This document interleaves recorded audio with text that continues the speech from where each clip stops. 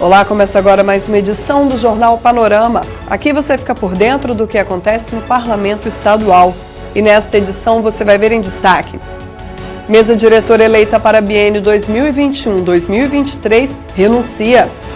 A audiência pública da Comissão de Saúde debate fornecimento de cadeiras de rodas pelo SUS. Aprovada a urgência para a tramitação de projetos de reajuste salarial de servidores públicos.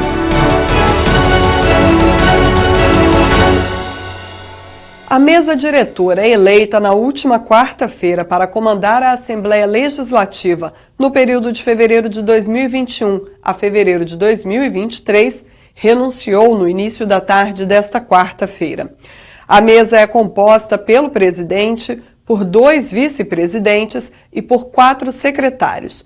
O presidente Eric Musso, que havia sido reeleito na nova composição da mesa, liderou o movimento, que culminou na renúncia dos eleitos. Segundo a carta aberta à população capixaba, a decisão foi tomada para que se resguarde a estabilização e harmonia entre os poderes. A íntegra da carta, assinada pelo presidente Eric Musso e mais 21 deputados, está disponível no site da Assembleia. Comissão de Saúde promove debate sobre fornecimento de cadeiras de rodas pelo SUS. A audiência pública foi realizada no Dia Internacional da Pessoa com Deficiência. Processo burocrático, baixa durabilidade e falta de manutenção. Essas foram algumas demandas apresentadas por pessoas com deficiência em relação às cadeiras de rodas fornecidas pelo SUS, o Sistema Único de Saúde.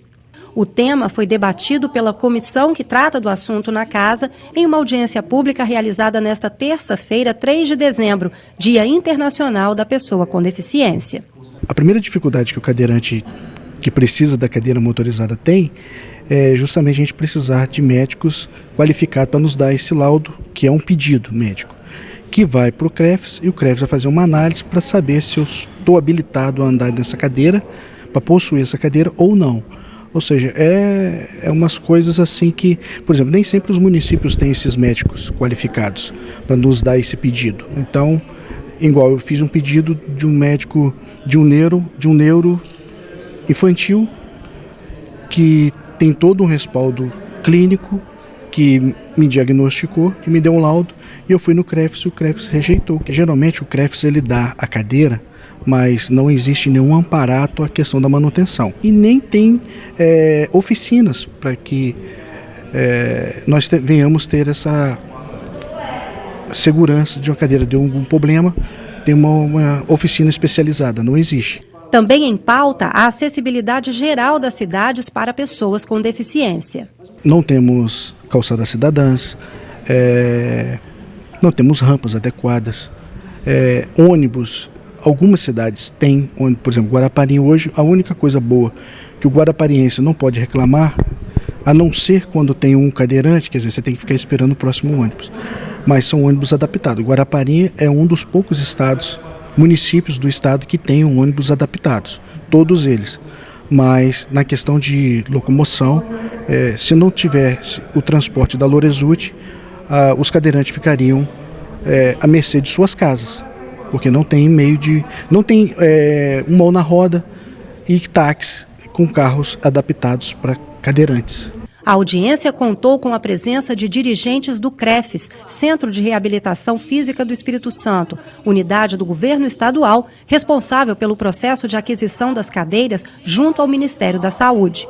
Um dos entraves apontados é a legislação federal que determina critérios como idade e tempo de uso para obtenção e troca das cadeiras de roda. O colegiado de saúde vai atuar junto à bancada federal para estudar a alteração dessas leis. Precisa que a Lei 866, que estabelece as concorrências, licitações, que tenha algum mecanismo que possa excetuar, fazer essa exceção na hora de comprar cadeira de roda. Não pode ser comprar qualquer tipo de equipamento. Não pode ser uma mesa, uma cadeira, ter uma cadeira comum, uma mesa qualquer, ter a mesma agilidade, a mesma velocidade ou a mesma lentidão do tipo de outro equipamento.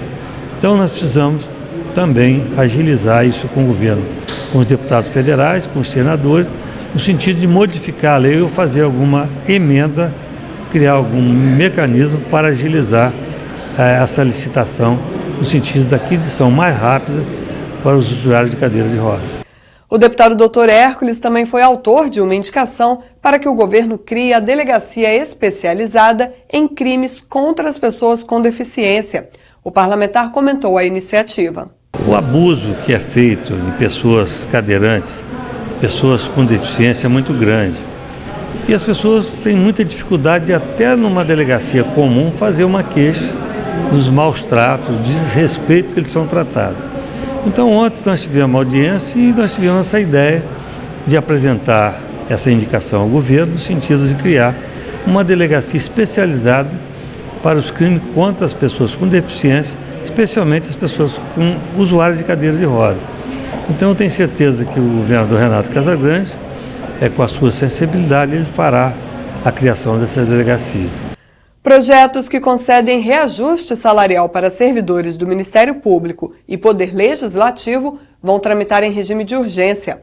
Patrícia Bravin traz o resumo dos trabalhos da terceira e última sessão ordinária da semana. Na sessão desta quarta-feira foram aprovados requerimentos para a tramitação em regime de urgência de projetos que tratam do reajuste salarial dos servidores do Executivo, do Ministério Público, do Tribunal de Contas e da Assembleia Legislativa. A justificativa da urgência é permitir que o reajuste seja pago ainda na folha deste mês de dezembro. E na ordem do dia, o presidente da Comissão de Justiça, deputado Gandini, manteve o prazo para analisar o veto ao projeto do deputado Emílio Mameri, que proíbe a utilização de copos descartáveis em bares e similares. Como o veto tranca a pauta, os 68 projetos de concessão de títulos de cidadania espírito-santense que estavam na ordem do dia tiveram votação adiada. E na fase dos discursos, o deputado Carlos Von destacou a preocupação com a chegada de resíduos do vazamento de petróleo em praias de Guarapari às vésperas do verão. Foi amplamente divulgado por um portal de notícias, um dos principais portais de notícias aqui do nosso estado, de que fragmentos de óleo o mesmo óleo do Nordeste, havia chegado nas praias de Guarapari, mais especificamente em 4 praias. E essa notícia repercutiu pelo estado e pelo Brasil inteiro, E algumas horas depois, mais para o final da noite, a Prefeitura de Guarapari emitiu uma nota dizendo que o Comando Unificado, que aí envolve o Exército, a Marinha, o IBAMA, o IEMA, confirmou que realmente o óleo não havia chegado em Guarapari. Então foi feita aí uma grande confusão. Só que esse portal de notícias, ele fez a matéria baseado em fontes oficiais do site do IBAMA.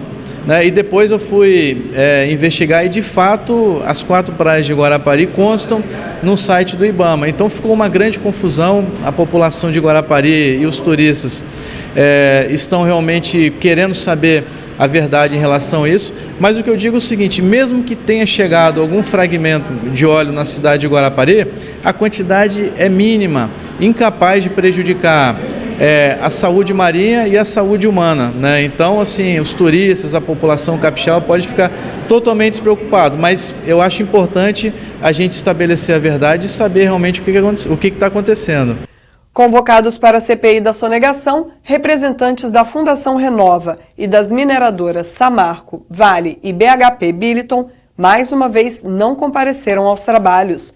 A repórter Kissy Lamel acompanhou a reunião e traz os detalhes. Dos 24 convocados a comparecer à CPI da sonegação, 12 apresentaram habeas corpus preventivo, que garantiu a eles o direito de não comparecer à reunião desta terça-feira.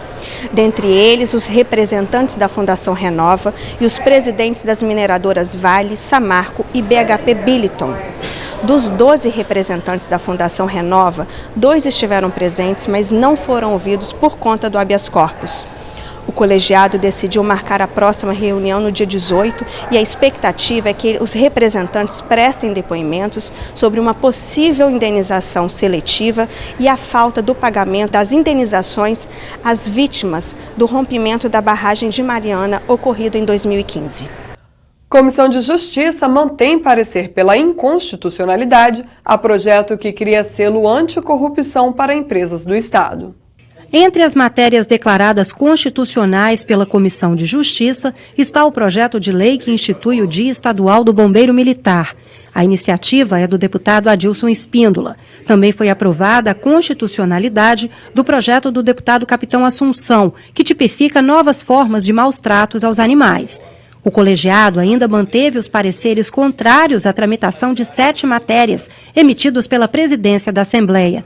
A votação mais acirrada foi do projeto de autoria do deputado Euclério Sampaio, que cria o selo anticorrupção para empresas do Espírito Santo. Foram 4 votos a favor do arquivamento e 3 pela tramitação da matéria. E o Jornal Panorama fica por aqui, mas você pode continuar se atualizando pelo site e nas mídias sociais da casa. Obrigada pela companhia de sempre e continue ligado na TV Assembleia, o seu canal cidadão.